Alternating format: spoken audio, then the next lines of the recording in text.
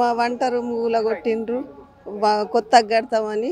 వంట రూమ్ కూలిపోయింది నాకు సిలిండర్ అయిపోయింది ఇక్కడ పొయ్యి మీద వంట చేస్తున్నా సారు పోయిన గవర్నమెంటు ఎంత ధర్నాలు చేసినా మాకేం హెల్ప్ కాలేదు మాకు కాంగ్రెస్ వస్తే మాకు సోనియా గాంధీ కానీ రేవంత్ రెడ్డి కానీ అందరూ కాంగ్రెస్ మీకు వంట చేసేటోళ్ళకు 10,000 జీతం చేస్తాము అని మాకు హామీ ఇచ్చిండట మా నాయకుడు ఉన్నాడు ఇక నాయకుడితోని అందరూ మెసేజ్ పెట్టిండు వాయిస్ మెసేజ్ కట్టియలే ఈ బయటనే అంటున్నా ఇక సిలిండర్ ఉంటా ఒక వరండాలో చేస్తా ఇక సిలిండర్ అయిపోతేనేమో ఈడ చేస్తా వండిన దానికి పైసలు వస్తలేవు ఒక జీతం వస్తలేదు 7 నెలలకు పోయి 2 ఏళ్ల కింద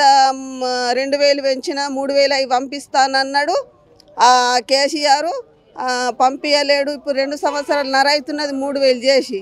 అది మళ్ళీ అది ఉత్తద చేసిండు మళ్ళీ 7 నెలల సంది చేస్తాడు ₹6 లేదు ₹7 లేదు ఏది లేదు మాకు 1,000 రూపాయలు లేదు 3,000 లేదు ఈ చేసిన వంట పైసలు కష్టపడి తీసుకొచ్చి అన్ని అప్పులలో ఉన్నాం ఇప్పుడు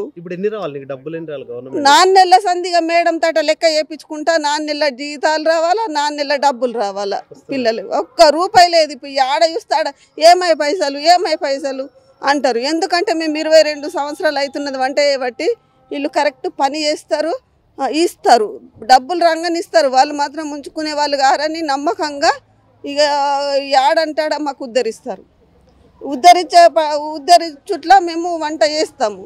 ఇక చేయకుంటే పిల్లలకు మీరు చేయకు ఇది మాకు ఉపాధి కదా కైకి పని చేసుకుంటున్నాం కదా మేమేం లేనోళ్ళమే కదా కష్టపడి పని చేసుకునేటోళ్ళము మమ్మల్ని మోసం గవర్నమెంట్కి ఏం చెప్తున్నా గవర్నమెంట్కు సోనియమ్మకు రాహుల్ గాంధీకి రేవంత్ రెడ్డికి నమస్కారము రాకేష్ రెడ్డి అన్నకు ఇక అందరికీ ధన్యవాదాలు మాకు అన్ని పంపించి సరుకులు పంపించి మాకు 10,000 జీతం చేయాలి